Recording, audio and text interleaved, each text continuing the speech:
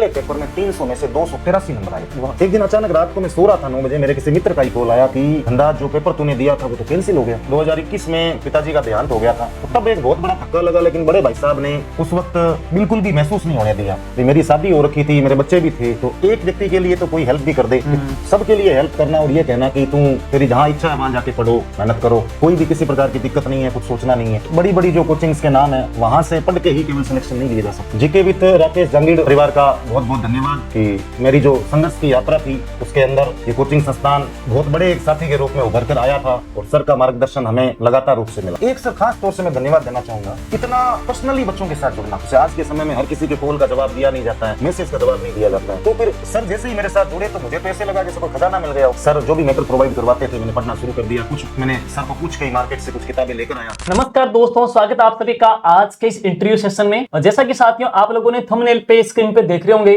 कि आज अपने साथ उन शख्सियत से हम रूबरू कराने जा रहे हैं जिन्होंने ग्रेड 3 हिंदी सब्जेक्ट के अंदर और राजस्थान के अंदर पहली रैंक हासिल की है। जी हाँ साथियों, वो है धनराज पुरोहित आज अपने साथ में जुड़े हैं और इनके जो एक्सपीरियंस कैसे थे, स्ट्रगल की कहानी कैसे थी, बिल्कुल जो बच्चा जीरो से स्टार्ट करता है उन बच्चों के लिए भी मोटिवेशन ये देंगे क्योंकि उन्होंने बिल्कुल वहां से स्टार्ट किया है। तो आज की इस वीडियो में आप लोगों ने अपने पहले कमेंट भी डाले हैं, आपने सवाल भी पूछे हैं, तमाम हम चर्चा करेंगे और इनकी तैयारी किस प्रकार से रही थी, पेपर फर्स्ट कैसा रहा, पेपर सेकंड कैसा रहा, हम सारी जानकारी पढ़ेंगे। तो सबसे पहले धनराज जी, अपने इस प्लेटफॉर्म पे पूरे परिवार में आपका हार्दिक अभिनंदन और स्वागत है। और आज अपनी इस वीडियो के माध्यम से बहुत सारे बच्चे एक आशा लेकर अपने से जुड़े हैं कि किस प्रकार से हम तैयारी करें कि ताकि हम अपना सिलेक्शन सुनिश्चित कर लें।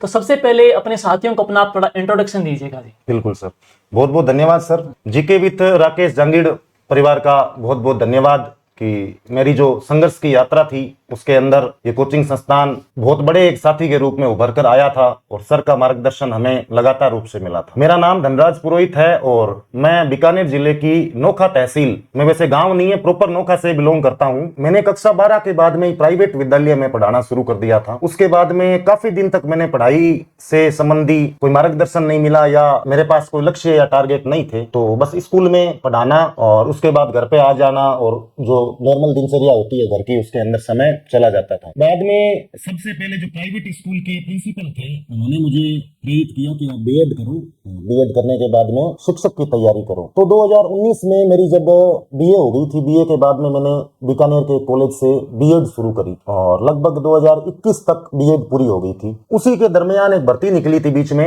राजस्थान हाईकोर्ट में जो अपने एलडीसी की भर्ती निकलती है सर। जी जी, एलडीसी की हाईकोर्ट की आई थी। हाँ, 2020 में आई थिंक उसके फॉर्म भरे गए थे। उसमें तो 3 सब्जेक्ट थे, इंग्लिश, हिंदी और एक बस वो उसमें 3 ही सब्जेक्ट आते हैं, मैथ्स और तो होता नहीं है उसमें। जी जी। तो उसका मैंने फॉर्म भरा और फॉर्म भरने के बाद भी मैं स्कूल में पढ़ाता रहा था लगभग 21 तक। यानी पहला जो हाईकोर्ट का पेपर था वो स्कूल में पढ़ने के दौरान ही मैंने तैयारी करी थी। ये पहला कंपटीशन था आपका? सबसे पहला कंपटीशन था, सबसे पहला फोरम था कंपटीशन का। जी। तो उसके अंदर मैंने किसी प्रकार की ऑफलाइन कोचिंग तो ली नहीं जी। ऑनलाइन कुछ वीडियोस टटोलने शुरू किए और टेलीग्राम भी लगभग तब तक काफी अच्छी प्रगति पे था, बहुत सारी चीजें थी।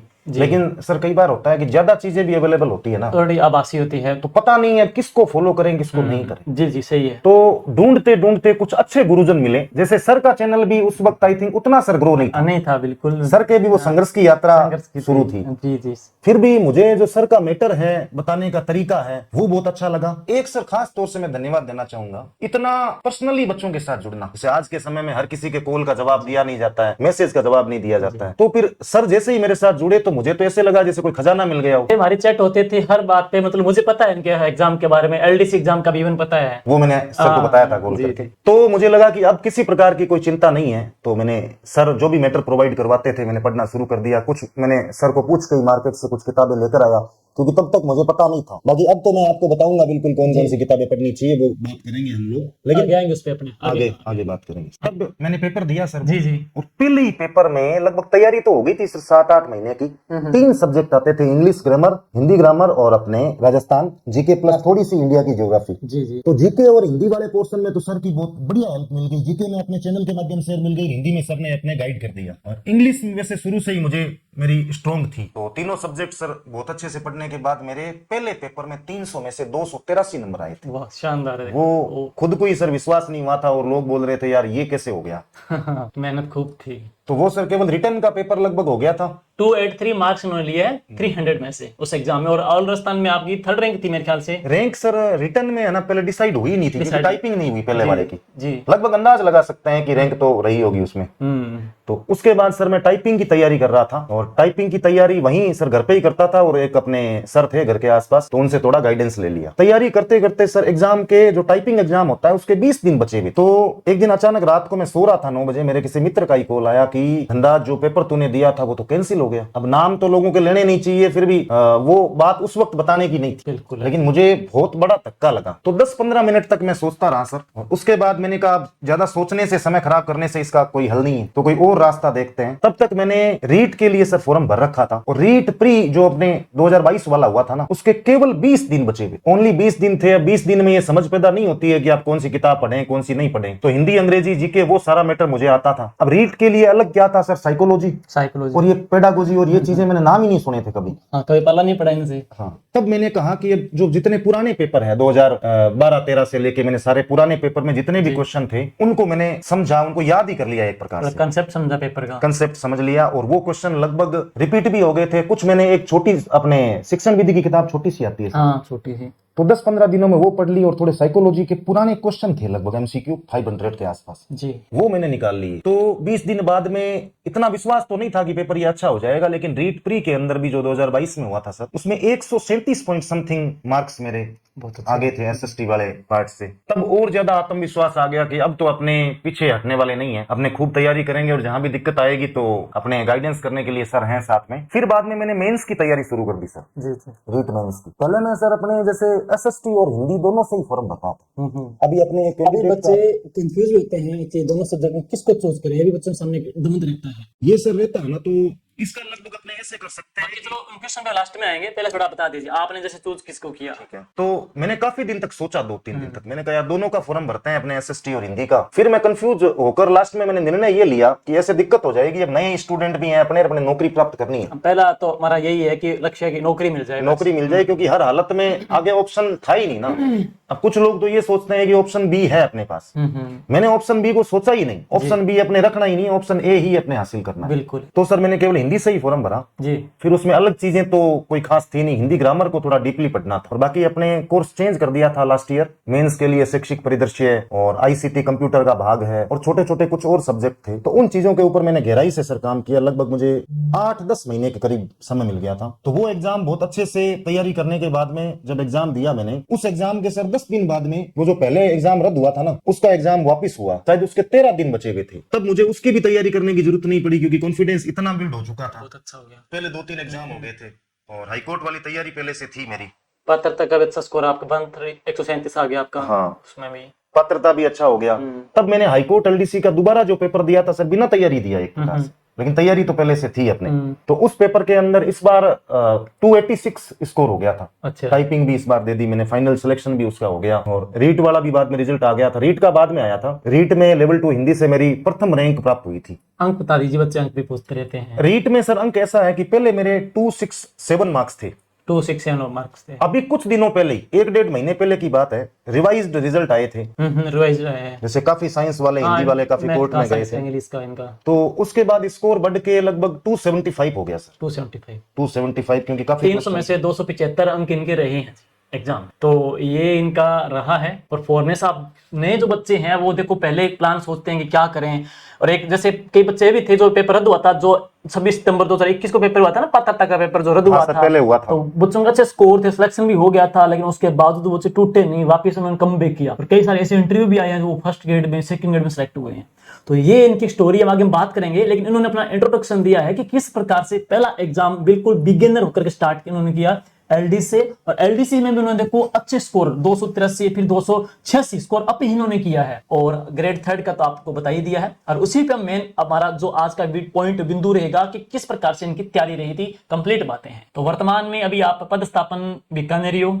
हाँ सर, बीकानेर जिले में बज्जू खालसा तहसील है, और बज्जू से 30 किलोमीटर आगे गोडू गांव है। गोडू गांव, तो उस गांव में सर पदस्थापित हूँ अभी, और बहुत ही अच्छी जगह है सर। थोड़ा घर से दूर रहते हैं तो काफी चीजें सीखने को वहां भी मिलती है। और आगे की तैयारी कोई चल रही है, फर्स्ट ग्रेड की, सेकंड ग्रेड? आगे सर मैंने फिलहाल टारगेट किया है सीधा असिस्टेंट प्रोफेसर के एग्जाम को। जी जी, क्योंकि लगभग सिलेबस समान ही होता है, तो असिस्टेंट प्रोफेसर का सिलेबस मैं वर्तमान में पढ़ रहा हूँ, और उसके माध्यम से अपने सेकंड ग्रेड फर्स्ट ग्रेड दोनों की तैयारी भी हो जाएगी। थोड़ा अपने फैमिली बैकग्राउंड, कई बच्चे देखो अपने जुड़े ना, कई बच्चे गांव के बच्चे हैं, मिडिल वर्ग से, तो बच्चे सोचते हैं कि वो शहर में रहते हैं, कोई हाई फाई फैमिली से भी हो वो कर सकते हैं।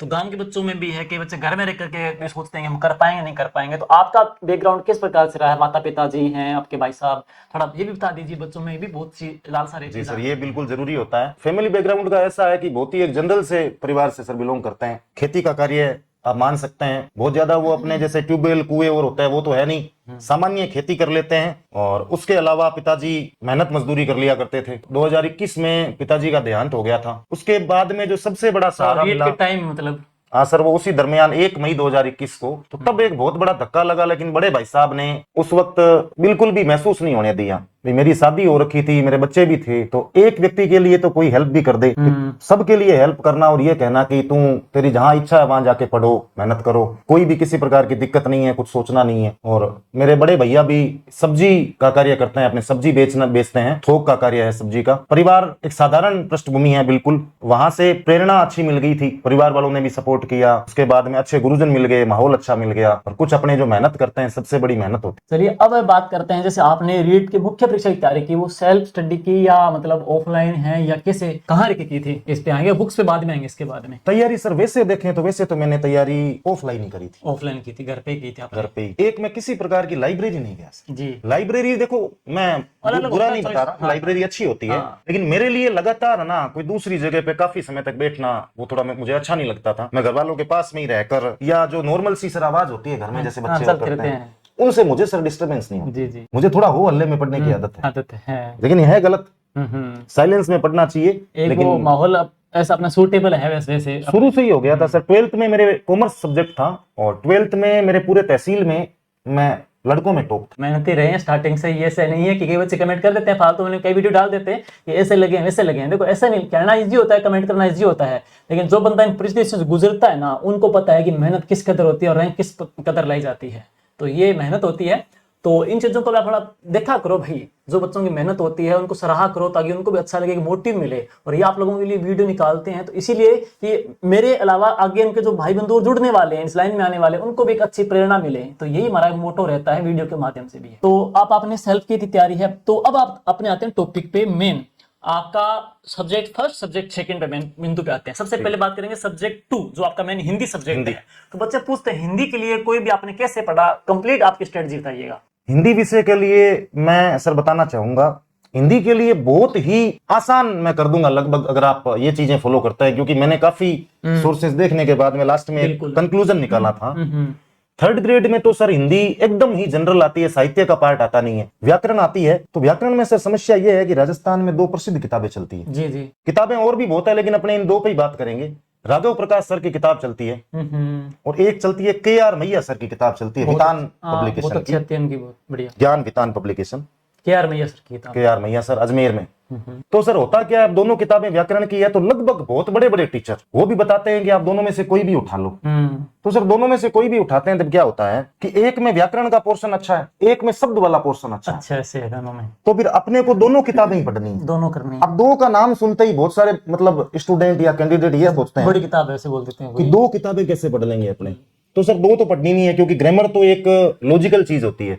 आपने कहीं से भी तैयार करी है, तो आपने जैसे राघव प्रकाश से तैयार कर ली, तो KR मैया से जस्ट एक बार पढ़नी है, जी जी, वहां भी तैयार हो जाएगी। अब शब्द वाले जो भाग है ना, उनमें सबसे महत्वपूर्ण है सर अनेकार्थी शब्द, अच्छा, पर्यायवाची शब्द। जी जी, और भी ऐसे कई टॉपिक है, जैसे एक शब्द वाला है, तत्सम तद्भव है, जी जी, और एक वो पारिभाषिक शब्दावली है। जी। ये इतने टॉपिक सर दोनों किताबों से पढ़ने हैं।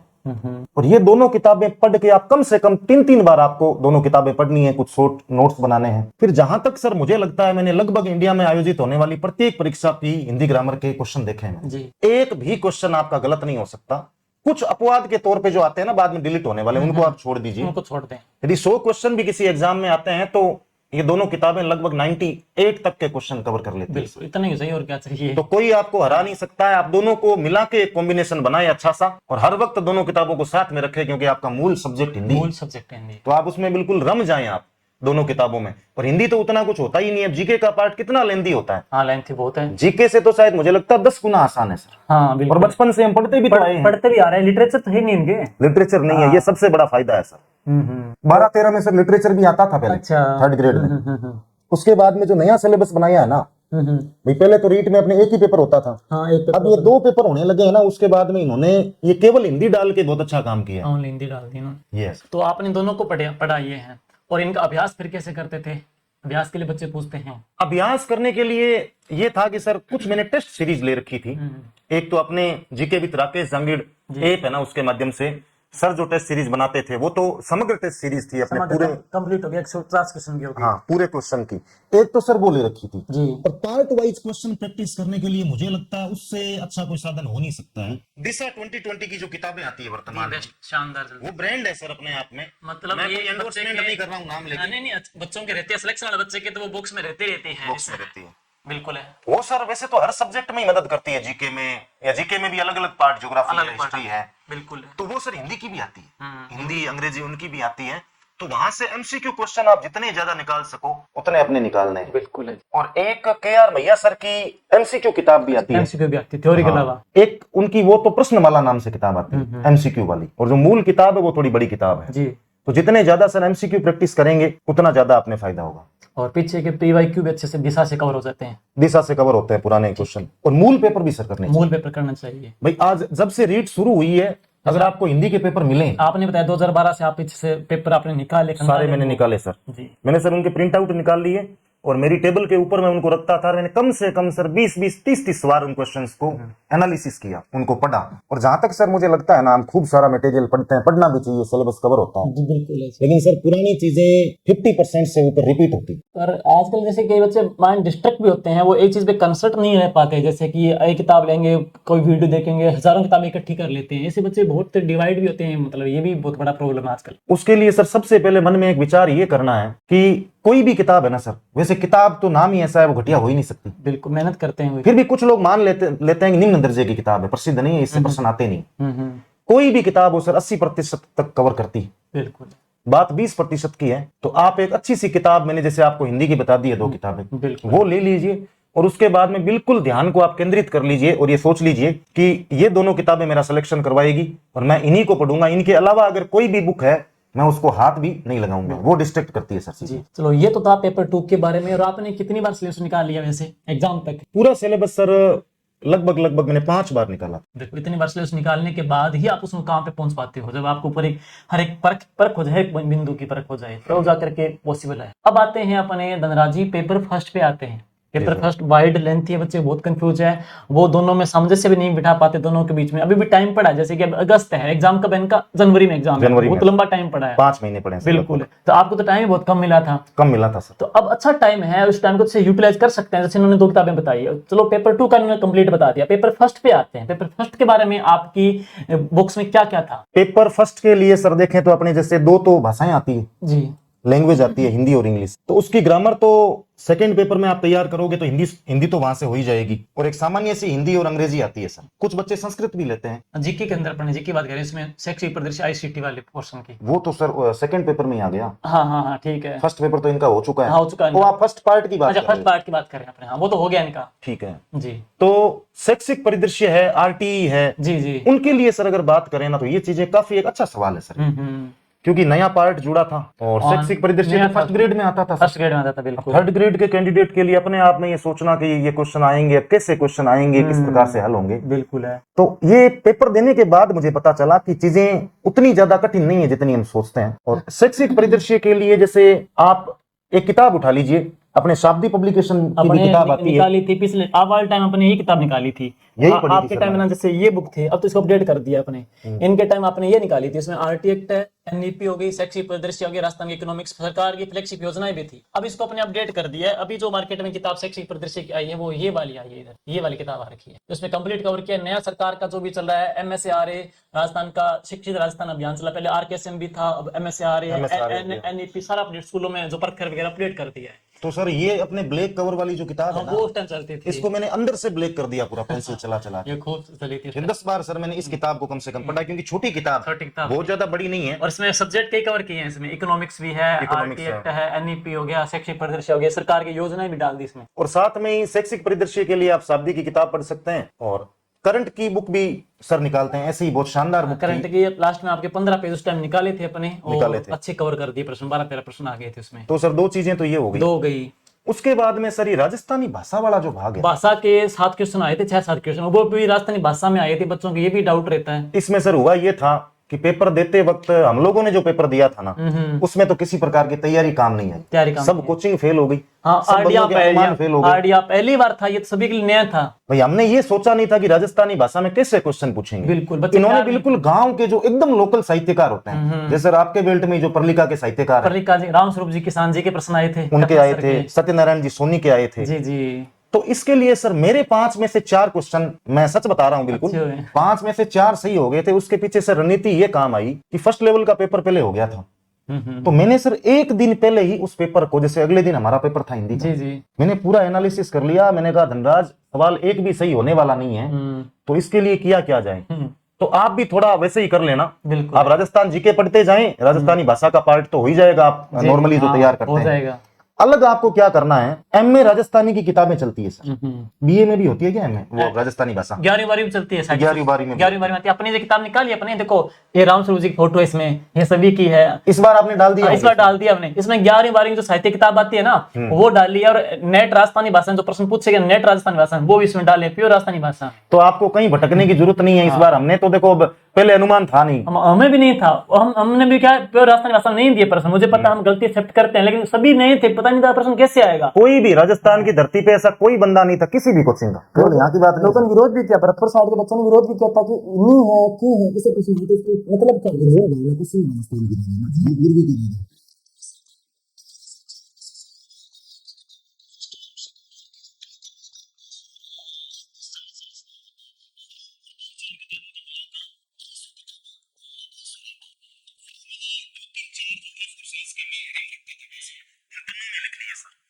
जितनी हुई कोशिश 2-4 घंटे मिले, एग्जाम के पहले का दिन होता है, थोड़ा डर भी होता है, फिर भी मैंने याद करने की कोशिश की, 50-60 सर याद कर लिए।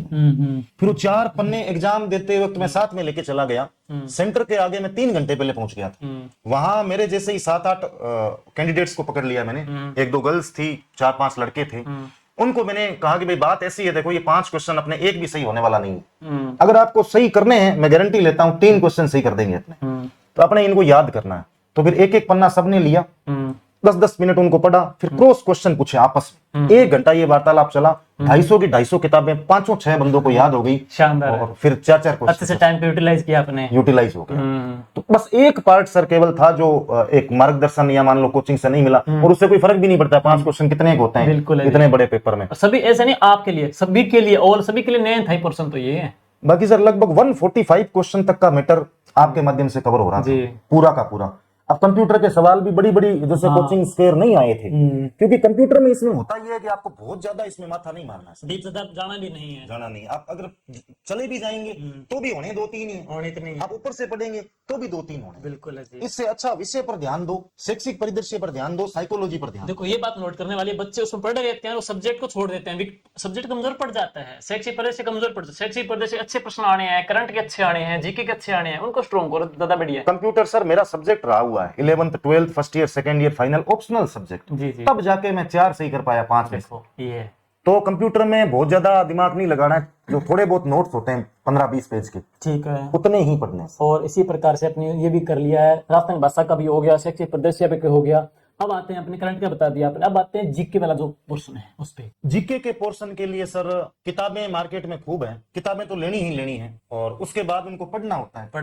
और सबसे बड़ी बात है सर याद कैसे रखें। तो किताब का नाम तो सर मैं क्या ही बताऊं, अपने किताबें खूब है तो आप अपनी स्वेच्छा से खरीद सकते हैं। अपना अच्छा ही करेगा किताब, और वैसे अपने पब्लिकेशन की चलती है। और लेकिन सबसे पहले मैं बताता हूँ, जैसे कोई पहली बार तैयारी कर रहा है, या कोई अगर पहली बार नहीं भी कर रहा है, माइंड भटका हुआ है, तो एकदम जीरो से मैं आपको एकदम बहन भाइयों को कैसे मतलब एक हेल्प करते हैं वैसे, क्योंकि मैं जिस बैकग्राउंड से आता हूँ सर, मेरा दिमाग बहुत खराब हुआ था, तब अपने आप में एक जो समझ पैदा हुई ना धक्के खा खा के, अब मैं क्रिस्टल क्लियर चीजें बता सकता हूँ सर। 20-30 तो फोन आ जाते हैं डेली, अभी तक आते हैं छोटे बहन भाइयों के, आते हैं कुछ बड़े भी हों एज में, लेकिन अब अनुभव में छोटे हो गए वो। तो मैं हर किसी का कॉल अटेंड भी करता हूँ, चला के बताता हूँ जितनी मदद हो। सबसे पहले तो ये करना है, अपने राजस्थान अध्ययन की जो किताबें हैं बिल्कुल है, वो पढ़नी है सर, एक एक दो दो बार। वो इतनी सरल होती है कि जैसे अपने छठी सातवीं में जो चीजें पढ़ते थे, बूझो तो जाने या ये करें, स्कूल वाली किताबें होती है, ऑथेंटिक किताब है, ऑथेंटिक है। सबसे पहले तो उनको पढ़ना है, और उनमें भी सर छठी से लेकर 10वीं तक ही चलती 6 से 10 तक।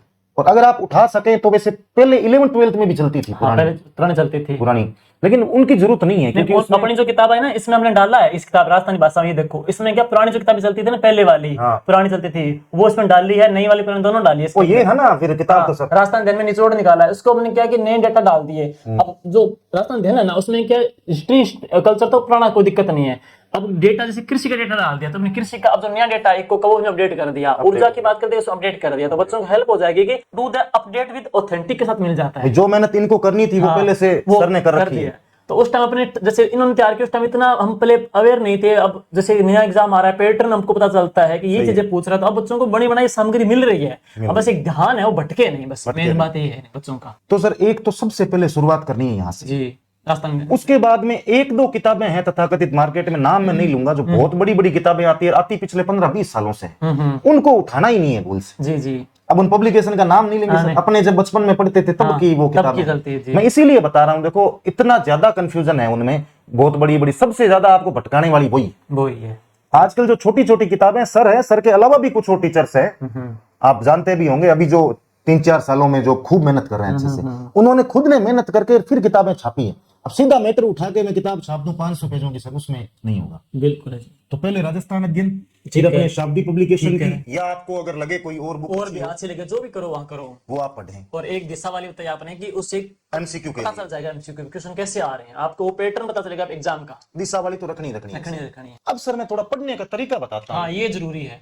काम ये आएगा कि जैसे कुछ बच्चे सर 8 घंटे पढ़ते हैं, कुछ 5 घंटे पढ़ते हैं, कुछ बेचारे सर 15-15 घंटे भी पढ़ते हैं, और मैं जानता हूँ खूब इतनी मेहनत करने के बावजूद भी रह जाते हैं, तो मेहनत में तो कमी नहीं थी, तरीका गलत हो जाता है। अपने गुरुदेव क्या करते हैं, जैसे पढ़ने बैठ गए, 2 घंटे हुए, 3 घंटे हुए, 4 घंटे हो गए, हम लगातार पढ़ के बहुत सारा मैटर एब्जॉर्ब करने की कोशिश करते हैं, लेकिन दिमाग थक जाता है। बिल्कुल। आप में स्मार्ट तकनीक होनी चाहिए, दिमाग थके भी ना, और आप जो चाहें वो याद कर लें। उसके लिए सर मेरी तकनीक तो ये थी, 55 मिनट पढ़ना है, 5-7-10 मिनट इधर उधर घूम लेना, घूम ले, या कोई गाना सुन लो, कुछ अपनी रुचि का जो भी कार्य है 8 या 10 मिनट कर लो। बिल्कुल। फिर 55 मिनट पढ़ना है, 5-10 मिनट रुकना है, सही। फिर 55 मिनट पढ़ना है, फिर 5-10, 4-55 के स्लॉट निकाल लो सुबह। उसके बाद दोपहर में खाना वाना और थोड़ा नेक छोटी जो झपकी नींद लेते हो आप, वो हो गई। फिर 55 के 4 और निकालने आपको। फिर रात को अगर आप घर पे आ जाते हैं लाइब्रेरी से, आपको लगता है तो किताबें वहां रह गई, इसके लिए भी बहुत अच्छी चीज बताता हूँ। दिन भर में सर जैसे हो गए वो 7-8 घंटे, 55 शाम को आपको लगता है घर पे भी आ गया, यार अब मेरे को थोड़ा फोन भी चलाना है, तो उसमें आपको करना ये है कि वो जो फोन के पीछे एक मनोवैज्ञानिक कारण है ना कि स्क्रीन आपके पास होनी चाहिए, तो वो भी हो जाएगा, और आप दिन भर में जो आपके कुछ वीडियोस बचा के रखे हुए थे, बिल्कुल है, वो वीडियोस आप देख लो। कुछ जो 1-2 पेजेस अपने साथ में रखा करो हमेशा, A4 वाले, जैसे अपने चैनल में हो, टेलीग्राम वाले में, उसमें कोई पॉइंट आया आपने डाल दिया, तुरंत नोट कर लिया। बिल्कुल है। तो शाम को 10, 10:30, 11 बजे तक वो करो, तो 8 घंटे 3 घंटे लगभग 11 घंटे के आसपास वो स्टडी हो जाएगी। और एक सर ये होता है, चलो अपने गैप लेने वाला बता दिया 55 मिनट वाला, सबसे बड़ी चीज सर योगा करना पड़ेगा जी। जैसे सब बच्चे आज चाहते हैं कि सुबह पढ़ने बैठते हैं, वैसा ही माइंड शाम को रहे, ये अपने आप में एक जादू। जादू तो नहीं, थकान भी जाती है नहीं, अगर हम हो मतलब शाम को भी माइंड फ्रेश हो सुबह जैसे, तो ये जादू जैसा लग रहा है सबको सुनने लग रहा है, लेकिन ये जादू नहीं है, ना ये कोई महंगी चीज है, ये फ्री की चीज है, आपके अंदर है, आपको करने की जरूरत है। ब्रह्म कुमारी संस्थान का नाम आपने सुना हुआ है, ब्रह्म कुमारी संस्थान, तो उनके सर छोटे छोटे वीडियोस मिलते हैं यूट्यूब, टेलीग्राम पर उनका चैनल भी है, तो उनमें क्या करना है, आपको ईयरफोन डाल के और आंखें बंद कर लेनी है, वो जैसे जैसे कमेंट्री कर रहे हैं उसको दिन भर में 3-4-5 बार, जब भी थको तब सुन लेना है। बिल्कुल भी सर दर्द कैसा होता है मुझे फील नहीं हुआ पिछले 2 दिन, और इतनी ज्यादा ग्रेबिंग पावर बढ़ जाएगी, आपको लगेगा कि जो एग्जाम मैंने पास किया वो तो बिल्कुल छोटी सी चीज है। ये सबसे बड़ा योगदान सर कहीं ना कहीं उस योगा का था। बिल्कुल भी आप डिप्रेशन में नहीं जाएंगे, आपको आनंद आएगा। बच्चे बोलते हैं डिप्रेशन में चले गए, ये भी बहुत बच्चे जाते हैं। सर खाने पीने की चीजों में किस प्रकार अपनी रुचि होती है, उससे ज्यादा रुचि किताबों से हो जाएगी। आप पूरे दिन बैठे रहेंगे, थकेंगे नहीं आप, घर वाले बोलते रहेंगे भी खाना खा लो, ये अपने ये काम कर लो, फिर भी आपका मन नहीं करेगा, मतलब आपको चला के नहीं करना है उसको, उबाऊपन नहीं आएगा आपको बिल्कुल। कुछ क्वेश्चन है अब मैं लेके आ रहा हूँ। जैसे अपने पोस्ट डाली थी, बच्चों के मैसेज अपने पूछ रहे थे, तो कई बच्चों ने क्वेश्चन किया, उन पे अपने चर्चा कर रहे हैं जो अपने कल अपने बच्चों को डाले थे। तो आपको बच्चों ने कहा कि स्पेशली सर उनसे पूछना, क्वेश्चन के बारे में रिप्लाई देना। बिल्कुल सर। तो जैसे एक तो ओम जी कृष्णा जी ने पूछा है कि हिंदी का उन्होंने बता दिया है, जीके का उन्होंने बता दिया है, और कितनी बार बुक पढ़नी चाहिए उन्होंने बता दिया वैसे है। और अब कह रहे हैं कि टेस्ट शेड्यूल के अकॉर्डिंग पढ़ाई करनी चाहिए कि नहीं, ये बता रहे हैं। और टेस्ट नियमित देना चाहिए या टॉपिक अकॉर्डिंग दे, किससे दें, इसका क्या आपका कथन है इसके बारे में? टेस्ट शेड्यूल के अकॉर्डिंग सर मुझे ये बहुत अच्छा लगता है टेस्ट शेड्यूल वाला, कि कई बार सर 80% लगभग कैंडिडेट ऐसे ही होते हैं, 100 में से 20 तो ऐसे वो कैसे भी तैयारी कर लेंगे, बुद्धि लब्धि ज्यादा ही होती है कुछ लोगों की, तो सबकी होती नहीं है सर। तो उनके लिए कोचिंग क्या है कि ये बहुत अच्छा इन्होंने सिस्टम शुरू किया पिछले 3-4 सालों से। पहले आपके लिए एक पूरा शेड्यूल बनाते हैं, उसमें पूरे सिलेबस को बांट देते हैं। तो हम क्या है कि खुद सर पढ़ नहीं पाते हैं, खुद कंफ्यूज हो जाते हैं, कोई काम हो जाता है। तो जब जब टेस्ट होंगे ना, तब एक मनोवैज्ञानिक दबाव रहेगा, एक प्लान रहेगा कि हाँ भाई ये टेस्ट है, इतना मैटर अपने याद करते हैं। और टेस्ट सीरीज के अकॉर्डिंग आप जैसे 5-6 महीने चल लेते हैं, पूरा सिलेबस हो जाता है और आपको पता भी नहीं चलता है। तो वो सर कहीं ना कहीं अच्छी चीज है, टेस्ट सीरीज के अकॉर्डिंग पढ़ना चाहिए। और पेपर फर्स्ट पेपर 2 को दिन में पढ़े, रात में पढ़े, कैसे मैनेज करें? जैसे आपने बताया कि 7-5 दिन पिछले पढ़ लिया, जैसे आप कैसे मैनेज करते थे, हिंदी कब पढ़ते थे, ये पूछ रहे हैं बच्चे। देखो सर, इसमें यह है कि आपके सबसे ज्यादा जो रुचि वाला सब्जेक्ट है ना, वो आप थकान के समय पढ़े, ये मेरा मानना है। फ्रेश माइंड जब हो तब आप उस सब्जेक्ट को पढ़े जो कहीं ना कहीं आपको डिफिकल्ट लगता है, आपके लिए नया है जी। और जो चीजें आपको बचपन से आती हैं, उन चीजों को आप थोड़ा जैसे दोपहर के समय में पढ़ सकते हैं, जब नींद आती है। सही बात है, ये करें सर। अब दोपहर में अपने गणित लेके बैठ जाते हैं सर, तो वो पढ़ नहीं पाते जी। एक बच्चे पूछ रहे हैं टीचिंग मेथड, जैसे आपने ग्रामर का बता दिया, टीचिंग मेथड के लिए बताइए। टीचिंग मेथड के लिए सर कुछ किताबें आती है 2-3 मार्केट में, नाम बताई देते ये हैं। निधि मीणा जी पूछ रहे हैं, टीचिंग मेथड के लिए पूछ रहे हैं, निधि मीणा जी। टीचिंग मेथड सर एक ऐसा सब्जेक्ट है जो पढ़ते एक सब्जेक्ट के लिए है, काम सारों में ही आ जाता है। हाँ जी। 50-50% तो सारे सेम है, चाहे एसएसटी की हो चाहे हिंदी की हो। अब इंग्लिश में थोड़ा भाषा का कन्वर्जन हो गया, बाकी चीजें तो सेम ही है। सेम ही। तो टीचिंग मेथड के लिए सर मुझे सबसे अच्छी बुक लगी, फर्स्ट रैंक पब्लिकेशन की किताब आती है, बीएल रेवाड और गरिमा रेवाड मैडम की। सर अच्छी वो किताब पढ़ लो, या प्रतियोगिता हेराल्ड बुक आती है, आप वो पढ़ लो। और 1-2 और टीचर्स भी है, लेकिन उनकी आपको जरूरत नहीं है, आप लाओ तो कोई भी ला सकते हैं, लेकिन एक किताब आप ले आओ, एक किताब के माध्यम से आप तैयार करो, उसको समझने का सर प्रयास करो। टीचिंग मेथड में सेम सवाल नहीं आते हैं, वो उसमें थोड़े चेंज हो के आएंगे, आपने अगर समझ रखा है तो आप कर लेंगे। मोनू सेन जी कह रहे हैं साइकोलॉजी को कैसे कवर किया? साइकोलॉजी के लिए बहुत अच्छा सवाल किया है सर इन्होंने, मुझे लगता है बहुत ज्यादा कंफ्यूजन है इस बिंदु पे। एक विद्यार्थी सर कंपटीशन की दुनिया में मान लो सबसे पहले आया, खास तौर से टीचिंग एग्जाम में, जी जी, और साइकोलॉजी सब्जेक्ट है, वो नाम से ही भयभीत करने वाला होता है। पहले उतना है उसमें कुछ नहीं, एकदम सरल, लेकिन तरीका अपना होना चाहिए। आते ही वो क्या करते हैं, जैसे अपने बहुत प्रसिद्ध किताब आती है, मैंने उसको पढ़ा, खूब पढ़ा मैंने, और आगे भी वो पढ़ूंगा, लेकिन गुरुदेव की किताब है ना, उसको पढ़ने से पहले आपके पास एक सामान्य समझ होनी चाहिए जी। अवनी पब्लिकेशन अपने, हाँ जी, धीर सिंह जी धापाई, बहुत परम आदरणीय गुरुदेव, हाँ, अच्छे मित्र तो, अपने। हाँ जी, तो उनकी सर बुक है ना, राजस्थान में उससे प्रसिद्ध, उससे बड़ी कोई बुक नहीं है। मैं अक्सर बताता भी हूँ, बात काटूंगा आपकी, कि जो भी एग्जाम होता है, एएमआरएस हो, चाहे नवोदय विद्यालय का, चाहे केवीएस का, एग्जाम होने के बाद वही इंसान है जो पेपर को लेके आते हैं, टू द पेपर को खोल के रख देते हैं। खूब मेहनती है सर, मेहनती खूब है सर, बहुत ज्यादा मेहनत करते हैं। लेकिन सर खुद बताते हैं उनकी किताब को आप डायरेक्ट नहीं पढ़ सकते। अगर आप जीरो हैं तो उस किताब में इतना ज्ञान है कि फिर पूरे इंडिया में साइकोलॉजी के जितने एग्जाम होते हैं बाहर नहीं जाता है। उससे पहले आपको करना यह है कि जो नॉर्मल कोई किताब आती है वो कवर नहीं करती है नॉर्मल किताब में पूरे सिलेबस को, लेकिन आप उसको पढ़ के, या एक काम करो, आप कुछ वीडियोस देखो साइकोलॉजी के। जी, ये जरूरी है। साइकोलॉजी बिना वीडियो के आप ना नहीं समझ पाएंगे। वीडियोस आप देख लो और उसके बाद आप धीर सिंह सर की, सर के देखें, फिर सर से कर लें वीडियो, सर के भी आते हैं यूट्यूब पे। हाँ, सर के वीडियोस यूट्यूब पे फ्री में मिल जाएंगे आपको, बिना कोई कोर्स के। तो ये आपका डाउट है बच्चों को रहता है, साइकोलॉजी वास्तव में अच्छा सब्जेक्ट है, ये भी बहुत इंपॉर्टेंट है। एक सर और ऐड करना चाहूंगा, थोड़ा अगर एक्स्ट्रा समय हो तो आपके सिलेबस में जो जो टॉपिक हो, 11वीं और 12वीं की साइकोलॉजी की किताब चलती है, उसमें से आप कवर करो, क्योंकि उसमें भाषा सरल है। ठीक है। एक बच्चा पूछ रहे हैं इसमें, कैलाश जी जोधपुर से पूछ रहे हैं कि शब्द विचार कैसे तैयार किए, जैसे जैसे वाक्यांश के लिए एक शब्द है, ये कैसे तैयार किए, बच्चा पूछ रहा है। शब्द विचार के लिए सर ऐसे है कि राघव प्रकाश की बुक में जैसे अपने बात करें तो पर्यायवाची सबसे अच्छे उस बुक में मिलते हैं अपने जी। और अनेकार्थी शब्द है वो KR मैया सर की बुक में अपने को सबसे अच्छे मिलते हैं। तो इसके लिए देखो कोई वो सिंगल वाला इलाज नहीं है, आप दोनों किताबें पढ़नी पड़ेगी अगर आपको सफलता प्राप्त करनी है और बहुत अच्छे नंबर लाने, आपको लगे कि हिंदी में सवाल गलत नहीं हो, तो आप शब्द वाले टॉपिक दोनों से पढ़ लें जी। ग्रामर आप कहीं से भी पढ़ सकते हैं। ठीक। अंजलि जी नागरे पूछ रहे हैं कि आगे पढ़ते हैं तो पीछे चीजों को भूल जाते हैं, फिर वो पढ़ते हैं तो पीछे चीजें सर्किल घूमता रहता है, कॉन्फिडेंस नहीं आ रहा। इनका सर बहुत अच्छा सवाल है, धन्यवाद है इनका। ये चीज मेरे साथ भी हुई थी सर। अच्छा जी। तो मैं सर क्या करता था, हमेशा ही ये कंटिन्यू चली सर चीज। जैसे आज मैंने कोई एक सर चैप्टर पढ़ा है, एक दिन में तो पहली बार चैप्टर होता नहीं है।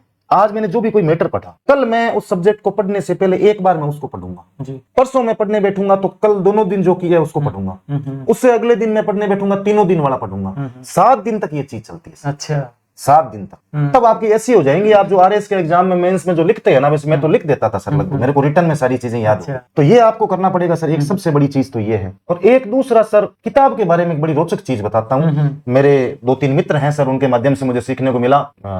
अपने करना क्या है, जैसे कोई भी एक किताब लेकर सर बैठे तो उस किताब को अपने एक बार पढ़ लिया, और दूसरी बार जब किताब को पढ़े ना, तब कुछ A4 साइज के पेपर आप लेके बैठो। जैसे आप दो पन्ने आप लेके बैठे, तो आप पहला चैप्टर पढ़ रहे हैं, आपने एक पेज पढ़ा, आपको लगा यार ये पेज मुझे पूरा याद आता है, ये 2 चीजें मुझे नहीं आती, 2 चीजें उसमें नोट कर ली। फिर सेकंड पेज पे आए, थर्ड पेज पे आए, ऐसे करते करते सर तीसरी बार में मान लो 200 पेजों की किताब है, उसके नोट्स आपके पास तैयार हो जाएंगे 25 पेज में। फिर चौथी बार एग्जाम के टाइम और पढ़ना है, वो 25 पेज वाला सिमट के आ जाएगा लगभग 5 या 8 पेज में।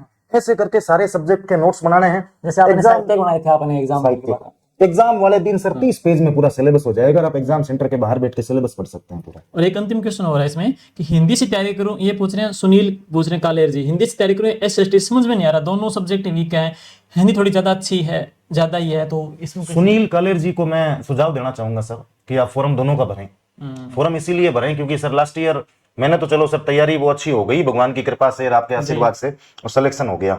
लेकिन सर आज बेरोजगारी के दौर में सर होता क्या है कि अपने पास कुछ अच्छी स्ट्रेटेजी होनी चाहिए। Sir last year Hindi exam में ऐसी आई थी कि जो एसएसटी वाले हिंदी पढ़ के नहीं गए थे ना, उन्होंने हिंदी में भी सिलेक्शन ले लिया, एसएसटी की तैयारी करके उसमें ले लिया। अपने उतना उसके बारे में पॉजिटिव नहीं होना, आपको करना ये है, आप मोटिव ये बना लो कि तैयारी मुझे हिंदी से करनी है। फॉर्म आप दोनों भर दो, दोनों भरते हैं। 10-15 दिन एग्जाम के या 1 महीना रहे ना, तब आप एसएसटी के बारे में कुछ केवल एमसीक्यू पढ़ लो, कोई दिशा की बुक लाके। और जहां तक मुझे लगता है ऐसे कर एसएसटी की तो अपन निकाल रहे हैं, जो बच्चा रैंकर टॉप 10 में आया है उन्होंने तैयार किया, एमसीक्यू तैयार किया एसएसटी के, लास्ट में वो निकालते तो एनएफ है। तो ये राकेश जी, क्या नाम था, कालेर, राकेश जी कालेर। हाँ, तो उनको यही सुझाव है कि आप दोनों से फॉर्म भरें जी, दोनों में हो जाता है सिलेक्शन। तो ये सारे आपके सवाल थे, हमने चर्चा की है, इन्होंने तैयारी कैसे की पेपर 1, पेपर 2 का, साथ में एक्स्ट्रा बातें इन्होंने बताई कि मैनेज कैसे करें, माइंड को कंसल्ट कैसे करें, पॉजिटिव कैसे रहें, ये भी बहुत अच्छी बात है। लाइब्रेरी में पढ़ाएं, घर पे पढ़ें, सारी बातों का डिस्कस किया है, और मुझे लगता है कि जो भी आपके डाउट थे वो सारे क्लियर हो गए होंगे।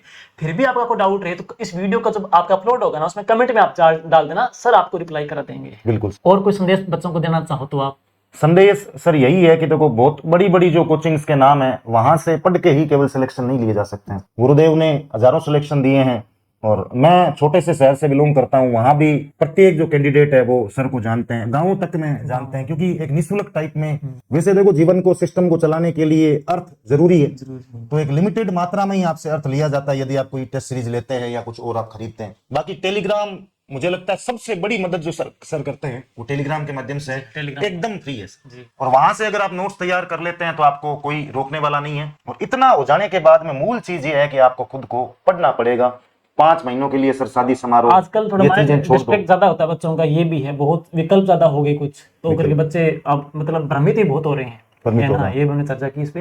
तो माइंड को कंसल्ट रखना है, जो कंटेंट आपने लेके जो इन्होंने बताया, बस फेथ करो, ब्लाइंड फेथ करके, बिलीव करके उसको पढ़ो, और आराम से सिलेक्शन ले लोगे आप। बिल्कुल सर। तो आज के वीडियो के माध्यम से मुझे लगता है कि सारे आपके डाउट क्लियर होंगे, और थैंक यू आपका जुड़ने के लिए, थैंक यू सो मच। बहुत